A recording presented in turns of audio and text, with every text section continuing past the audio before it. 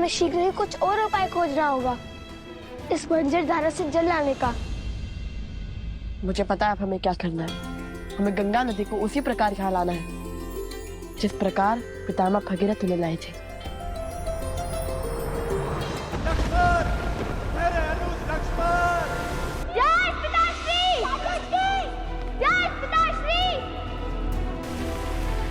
सैनिकों, बचाओ राजन को। लौटाओ लक्ष्मण, लौटाओ लक्ष्मण। राजन, लक्ष्मण! सैनिकों, बचाओ राजन को। राजन, भरत, भरत, राजन।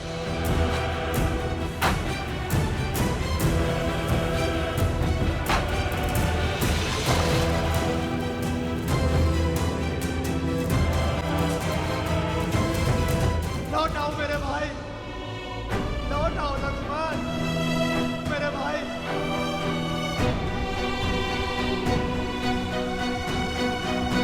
भैया, भैया।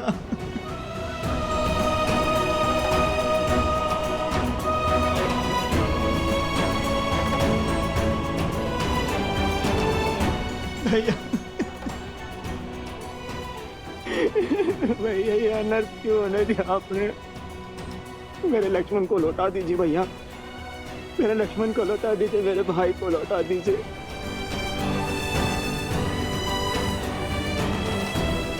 चाहे तो आप मेरे प्राण ले लीजिए, परंतु लक्ष्मण को जीवन दे दीजिए भैया।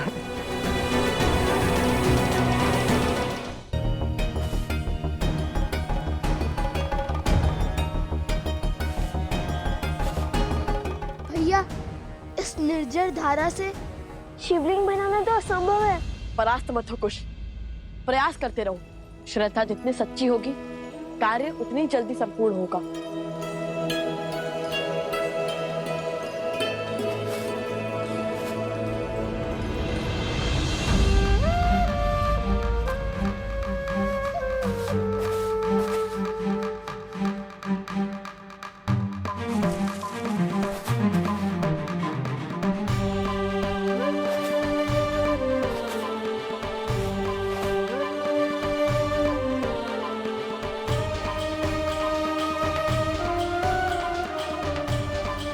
माता,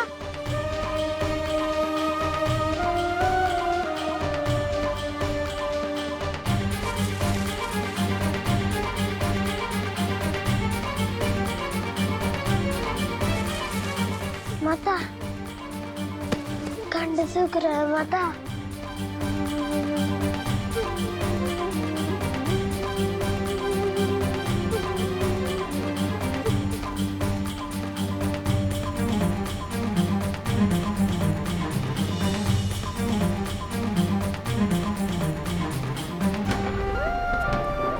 अरे वो देखो, चल छुपा बैठी हो।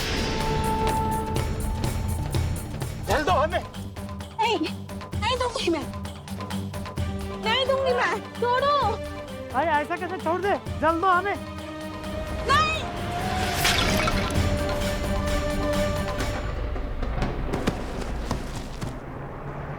नहीं कुश, कई बार युद्ध जीतने के लिए हमें तुरंत हारने पड़ते हैं और अभी हमारे एकमात्र ध्यान शिव की श्रद्धा है और मुझ पर विश्वास रखो, अंत शुभ ही होगा।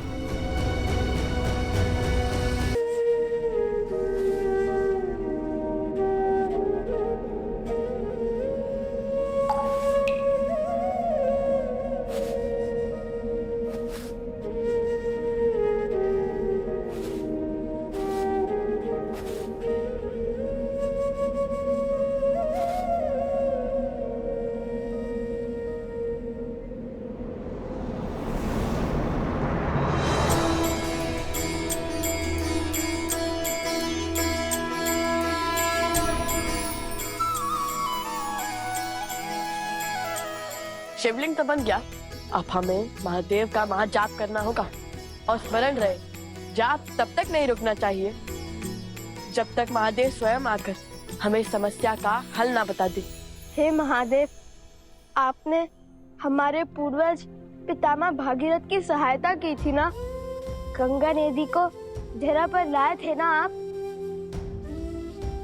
आज हम दोनों आपसे गुहार लगाते हैं कि आप हम पर अपनी कृपा दृष्टि डालें, इस समस्या का निवारण करें। यहाँ मानव अपनी मानवता खो रहा है, सदाचरण और सौचरण भूल रहे हैं। यहाँ मनुष्य पशु बन रहा है, किंतु जो स्थिति यहाँ उत्पन्न हुई है, जिस भांति ये वो जीवन बसर कर रहे हैं, वो हमसे नहीं देखा जाता। हम आपके आगे हाथ जोड़ते हैं महादेव, हमारी सहायता कीजिए, मानव जाति की रक्षा कीजिए।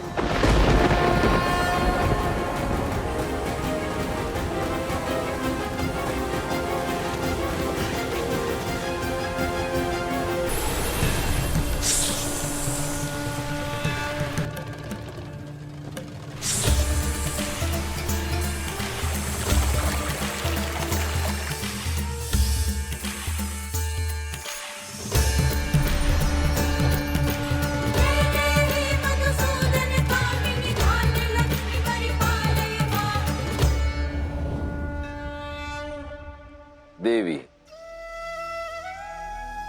कैसा विकट समय है महादेव। मन कितने विपरीत भावों का आभास कर रहा है। एक ओर वियोग का दुख, तो दूसरी ओर लक्ष्मी और नारायण के आने वाले मिलन का सुख। यही तो रामायण की सुंदरता है, उसकी विशिष्टता है। अंत में सब शुभ ही होता है। मुझे तो लवकुश की चिंता हो रही है। वो कैसे उस गांव को विष के प्रकोप से निकालेंगे। इतने दिन हो गए ध्यान में लीन हुए, फिर भी कोई हल नहीं निकला। रघुकुल के वंशज की कैसी चिंता देवी। इस कुल ने अपने पितरों के लिए कई बलिदान दिए हैं और समय आने पर अनेक रूपों में वही पितृ अपने वंशजों की सहायता के लिए, उनके समर्थन के लिए अवश्य आएंगे।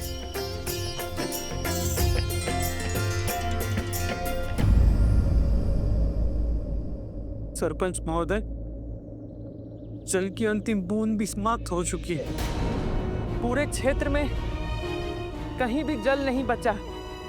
अगले 10 गांव तक केवल सूखा ही सूखा है। बालक, स्त्री, वृद्ध सब दुर्दशा का दंश झेल रहे हैं। अब क्या करें? हमें बचाइए, कोई तो मार्ग सुझाइए। अब जीवन कैसे चलेगा? जल कहाँ से आएगा?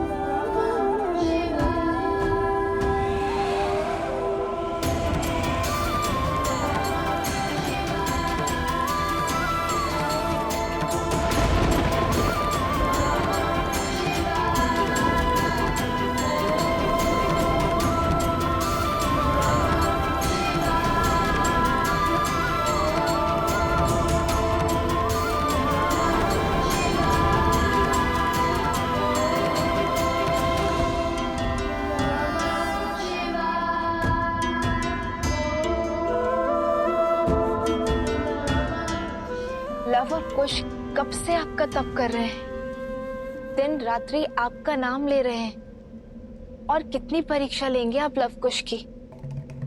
ये मत भूलिए देवी कि जो उत्तरदायित्व इनके कांधों पर आने वाला है, वो कोई साधारण उत्तरदायित्व नहीं है। संपूर्ण कौशल देश का राजकाज लवकुश के कांधों पर ही आने वाला है। इसलिए इन्हें उत्तम नहीं, सर्वोत्तम बनकर दिखाना होगा और इनका वो स्वरूप समस्त संसार भी देखेगा। क्या सोच रहे हैं आप महादेव?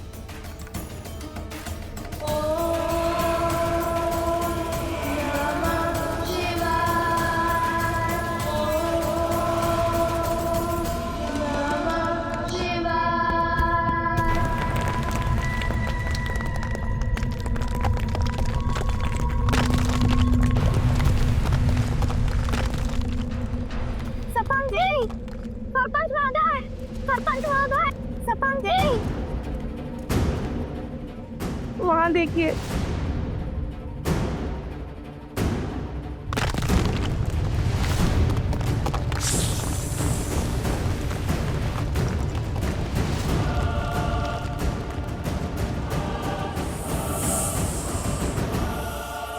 लवकुश!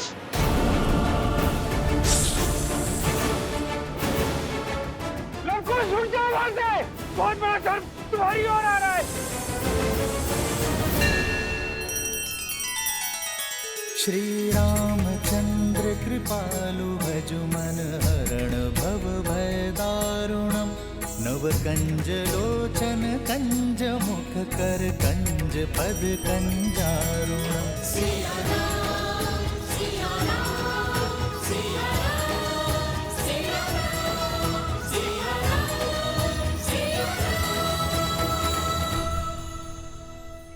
पहले भाभी माँ और अब हमारा लक्ष्मण भैया अपने हृदय के इन अंगों को स्वयं से दूर कर अब जीवित कैसे हैं भैया?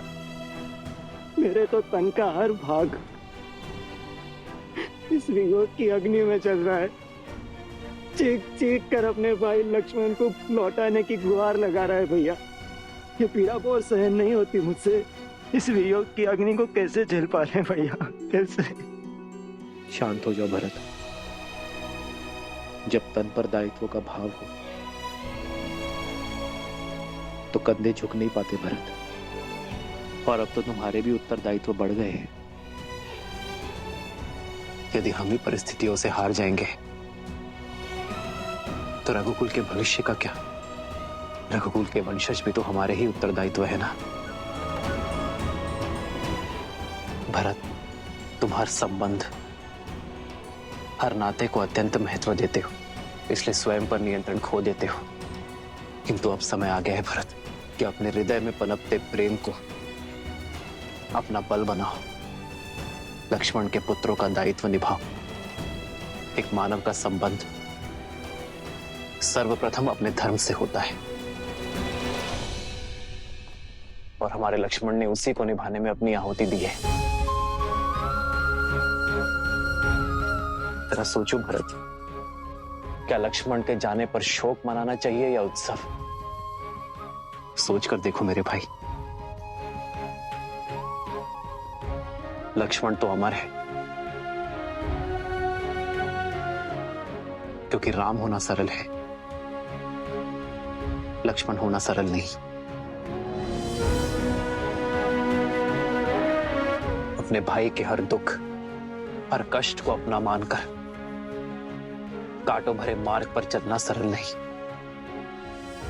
अपनी माता, अपनी पत्नी, अपना परिवार, अपने भविष्य को त्याग कर अपने भैया और भाभी के साथ वनवास जाना सरल नहीं। ऐसे वीर की स्मृति में तो गौरवान्वित होना चाहिए भरत। अश्रु नहीं बहाने चाहिए। भविष्य में जब भी किसी भाई के समर्पण, उसके त्याग का उदाहरण दिया जाएगा तो उस वार्तालाप में सदा हमारे लक्ष्मण का नाम लिया जाएगा।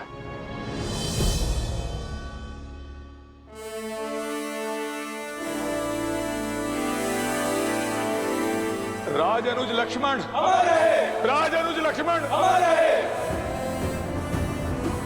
भरत, तुम उचित समय पर ही आए हो। आओ,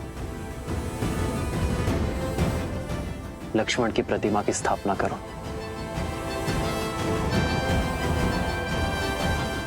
उठो भरत।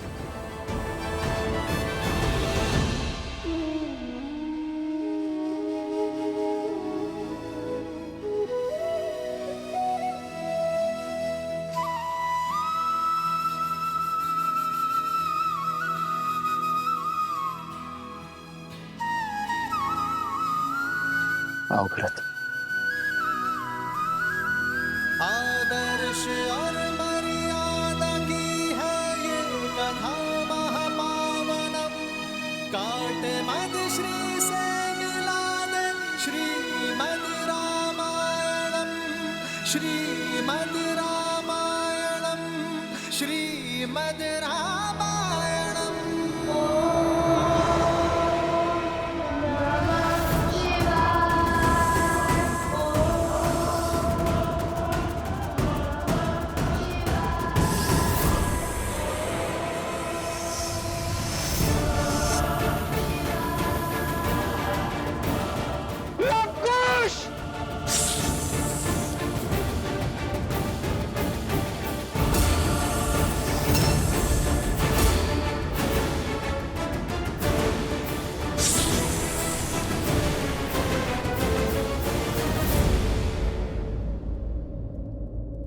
वन हमें जीवन देते हैं और वनवासी कबीले उनके रक्षक हैं, प्रकृति के रक्षक हैं।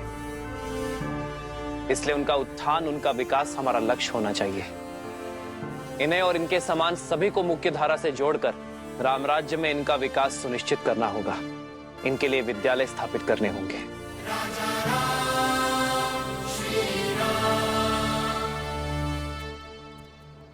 प्रभु, प्रभु, अरे कहां बड़े चले जा रहे हो? रुको।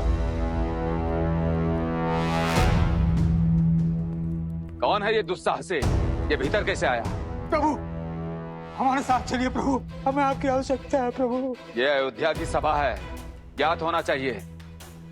अयोध्या के महाराज से भेंट के कुछ नियम है। सैनिकों, ले जाओ इसे। सुमन जी, कौन है ये? समस्या क्या है इनकी? अरे सुमंत,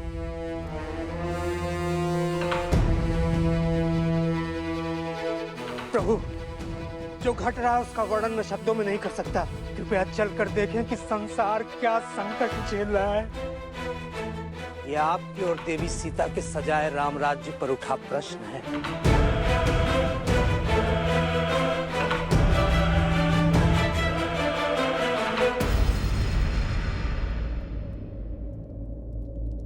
तुम्हारे वचनों के भाव तुम्हारे सत्य को दर्शाते हैं भद्र।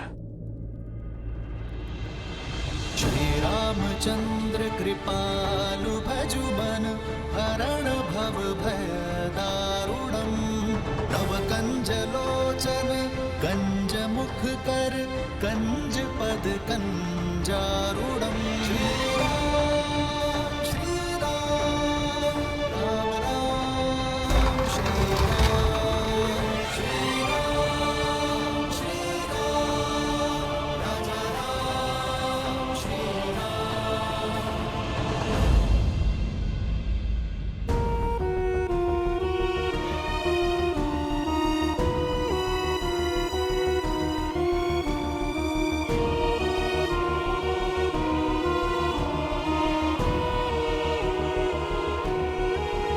कौन है ये सब?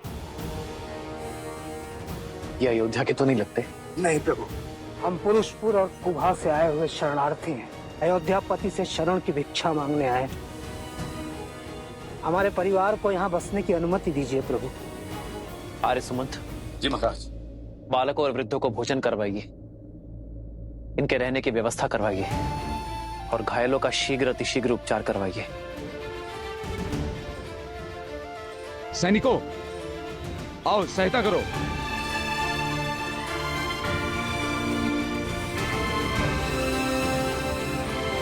ऐसी कौन सी विपदा आन पड़ी जो गंधर्वासी को अयोध्या से शरण मांगनी पड़ी? ये पीड़ा किस घटना का परिणाम है?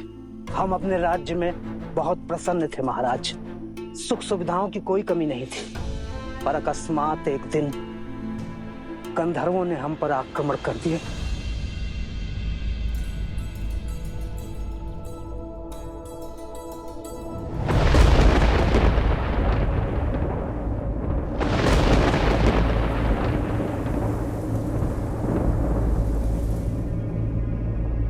ये वातावरण अचानक इतना भयंकर क्यों होता है?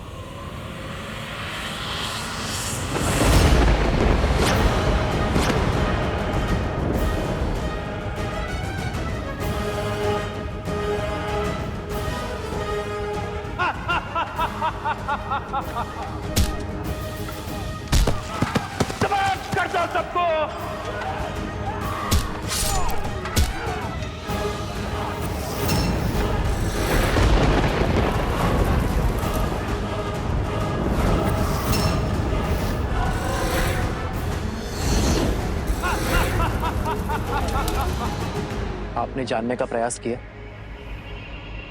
कि गंधर्वों ने यह आक्रमण क्यों किया? वो बाकी गंधर्वों से भिन्न है महाराज। उनका राजा गंधर्व वृश्क अपने समान किसी को नहीं मानता। वो केवल बल पर विश्वास करता है, न धर्म न अनुशासन। उसके बल ने उसकी प्रवृत्ति मलिन कर दी है। इसी कारण उसे और उसके साथियों को बाकी गंधर्वों ने त्याग दिया है। वो कहते हैं, हम बलशाली हैं, जो चाहिए हाथ बढ़ा के छीन लेंगे। हमने पूछा कि हमसे क्या शत्रुता है, तो उन्होंने हमें प्रकृति का नियम समझा दिया। प्रकृति का नियम है कि दुर्बल सदा सबल के आगे विवश रहता है। तुम दुर्बल हो तभी शीश झुकाने के लिए जन्मे हो। हम शीश उठा के जीने के लिए जन्मे हैं, क्योंकि हम बलशाली हैं। अगर बल है तो प्रदर्शन भी होगा।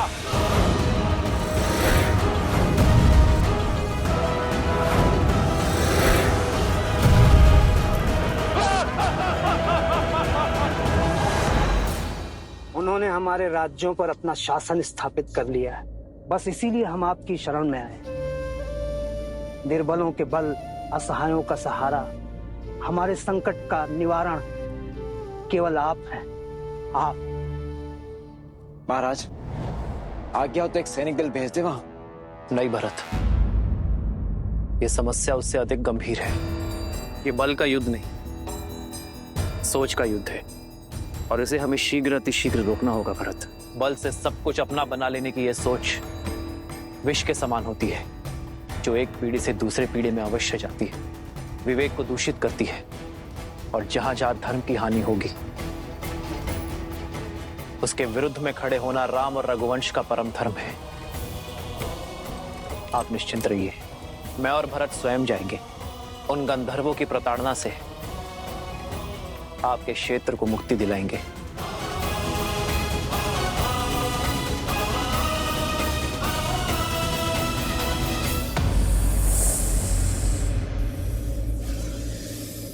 हे भगवान, ये कैसे संभव है? अभी ध्यान में लीन थे लवकुश कि सर्प ने डस लिया, फिर दोनों को आभास तक नहीं हुआ।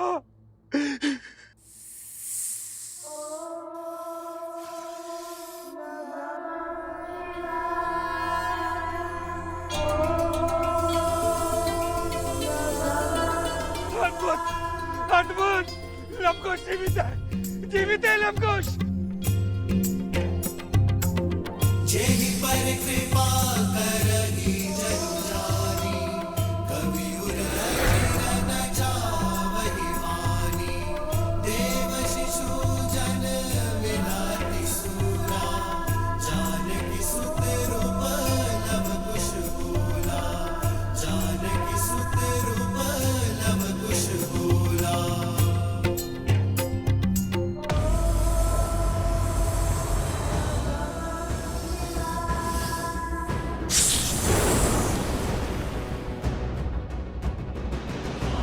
लवकुश,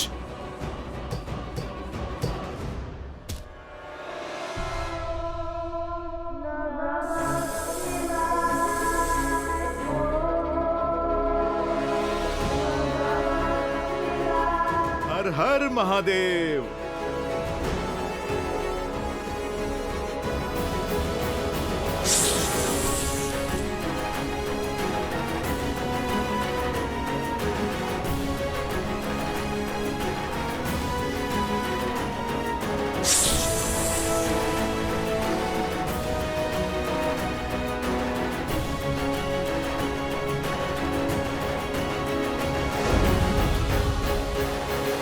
अद्भुत है।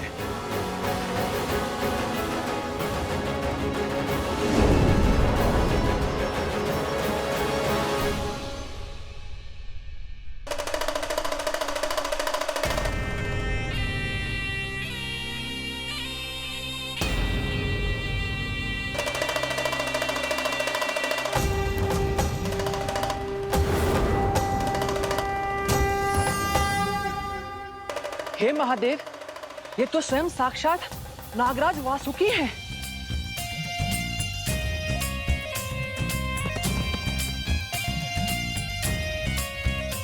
शिव के सेवक महान वासुकी को हनुमान का प्रणाम।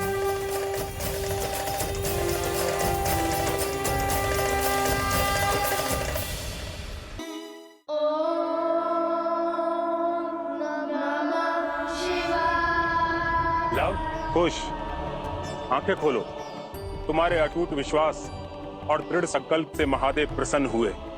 देखो, भगवान शिव का सेवक वासुकी तुम्हारे समक्ष है।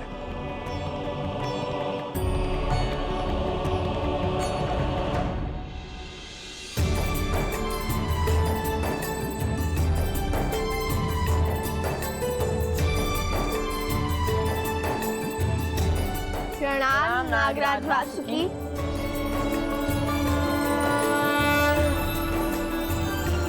मैं तुम दोनों के लिए केवल नागराज नहीं हूं लवकुश, हमारा एक संबंध और भी है। तुम्हारी माता सीता धरती से जन्मी भूमिजा थी और मैं भूमि के भीतर पाताल लोक का राजा, और इस नाते मैं तुम्हारी माता प्रकृति स्वरूपा देवी सीता का भाई और तुम्हारा मामा हुआ। मामाश्री,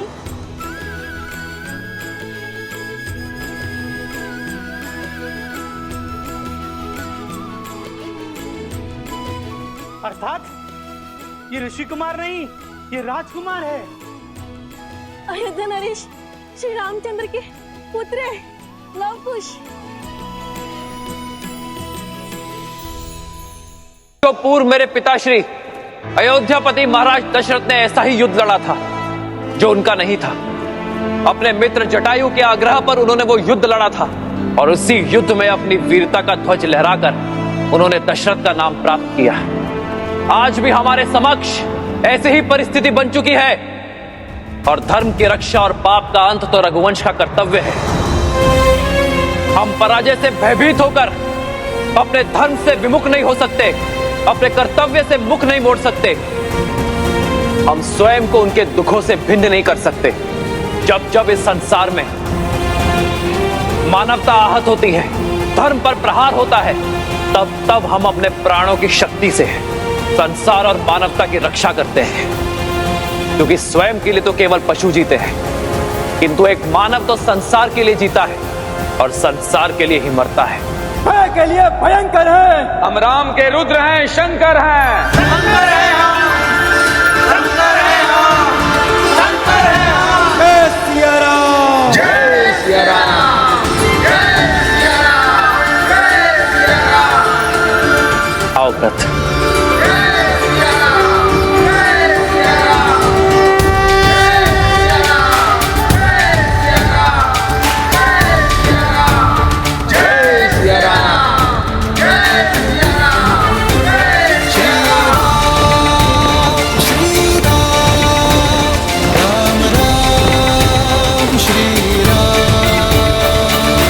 मेरी बहन देवी सीता ने धरती में समाधि ली तब मैं बहुत क्रोधित हुआ श्री राम पर, किंतु जब श्री राम ने सीता के इस निर्णय का विरोध किया तब मुझे समझ में आया कि श्री राम को भी सीता के वियोग की उतनी ही पीड़ा है जितनी पीड़ा सीता को ही, और मुझे उन पर गर्व हुआ।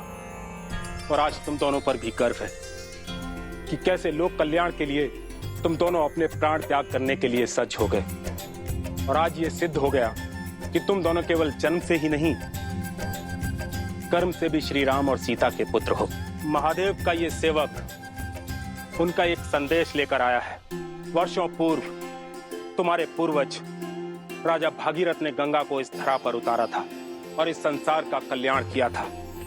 आज पुनः उसी संसार के कल्याण हेतु उसी गंगा की सहायक नदी अर्पा, जो कि दक्षिण की ओर से बहती है, तुम्हारे शिवलिंग पर गिरकर इस धरा को पवित्र करेगी।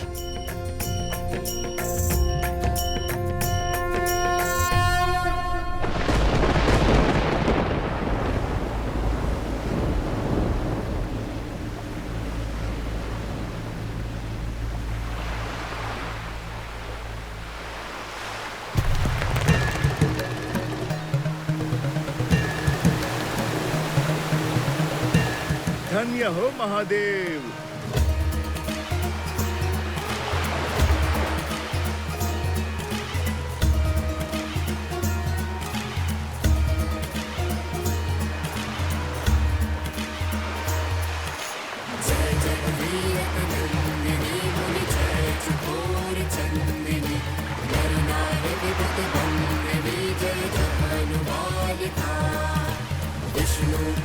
सरोज जासी शीस पर विभासी विपत दासी पुनर्रासी पाप छालिका विमल विपुल बहसी बारी सीता नमः शिवाय ओम नमः शिवाय ओम नमः शिवाय। गुरुजन पूजो पहार शोभित शशि धवल भाई अंजन भव भार भक्ति कल्पतालिका तुलसी तव तीर्थ सुमिरत रघुवंशी विचरत मति देहि मोह मनीष कालिका।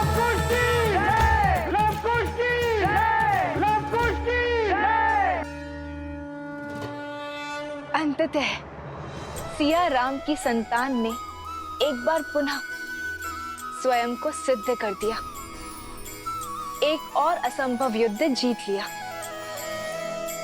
परंतु महादेव, पहले पिता से पृथक होने का दुख, फिर अपनी माता को खोने का दंश, और अब जगत कल्याण के पथ पर आए अनगिनत कष्ट।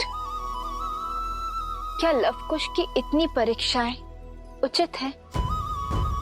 क्या उनसे सुख और शांति से जीवन जीने का अधिकार छीनना न्याय संगत है? देवी, हर परीक्षा अपने साथ एक नई सीख लेकर आती है। लवकुश के जीवन में आई ये परीक्षाएं उनके लिए एक नई सीख तो लाई ही हैं, साथ ही संसार के समक्ष कुछ सिद्ध करने के लिए भी आई हैं। यूं समझ लीजिए कि सत्य का आवरण हटाने के लिए ही उत्पन्न हुई है। कैसा सत्य महादेव? वही सत्य देवी जिसे आपने जाना है, जिसे लवकुश ने अनुभव किया है, जिसे श्री राम ने जन्म से पाया है, और अब लवकुश अपने कर्म से पा रहे हैं। इनके भीतर से निकली ज्योत सारे संसार को जगमग कर रही है, अर्थात इनका मन पूर्णतः स्थिर है। हाँ देवी, जो स्थिर है वही जागृत है, और जो जागृत है वही संसार का उपकार करने में सक्षम है, जगत को बदलने की शक्ति रखता है। जिस निष्ठा और धैर्य के साथ लवकुश ने निरंतर ये जप तप किया है, वो उनकी जागृति का ही तो प्रतीक है। ये सिद्ध करता है कि लवकुश संसार में धर्म का प्रकाश बनेंगे, अपने शौर्य और धर्म की ज्योत से संसार को ज्योतिर्मय करेंगे, श्री राम की विरासत को, राम राज्य को आगे ले जाएंगे।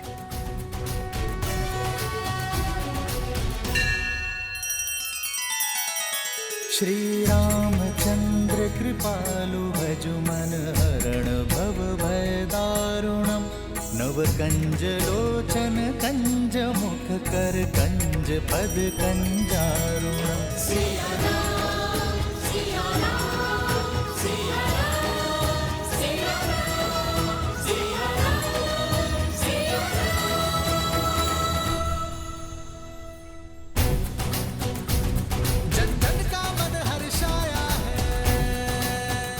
राजकुमार लव, राजकुमार कुश, आपने हमें संकट से तो मुक्ति दिला ही दी। हमारी ओर से एक प्रार्थना और स्वीकार कर लीजिए। हमारे राज्य को कौशल की शरण में ले लीजिए और उसकी बागडोर संभाल लीजिए। जो भी राज्य श्री राम की शरण में आएगा उसे तो हमें स्वीकार करना ही होगा, किंतु इस राज्य की बागडोर लव नहीं, केवल कुश संभालेगा।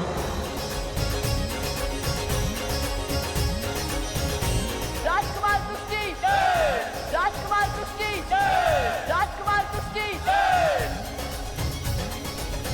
माता कहती थी कि संसार में प्रेम से अधिक मूल्यवान और कोई वस्तु नहीं, और आज आप सबका प्रेम लेकर मेरा हृदय गदगद हो गया। मैं अयोध्या का राजकुमार कुश अपने पिता श्री कौशल नरेश श्री राम के नाम को साक्षी मानकर आप सभी को और इस राज्य को कौशल राज्य में सम्मिलित करता हूँ।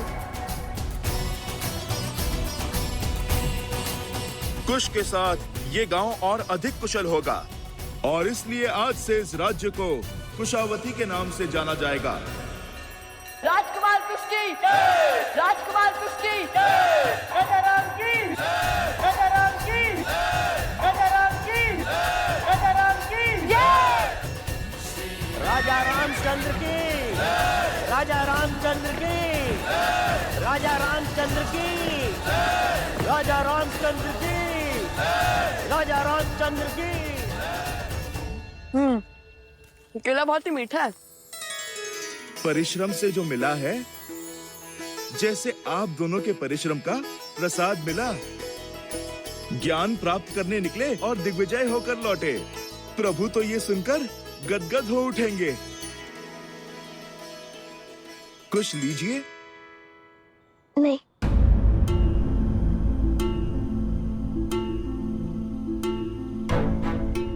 क्या हुआ हनुमान जी, रुक क्यों गए? तुम और भोजन के लिए मना करो, तनिक असंभव प्रतीत होता है। बात भूख की नहीं है, वो मामा श्री वासुकी से मिलकर माता का स्मरण हुआ है बस।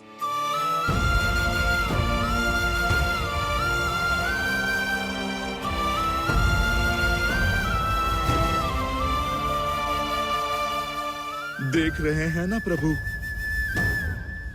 जो पीड़ा आप सह रहे हैं, आपके पुत्रों को भी उसी का दंश सता रहा है।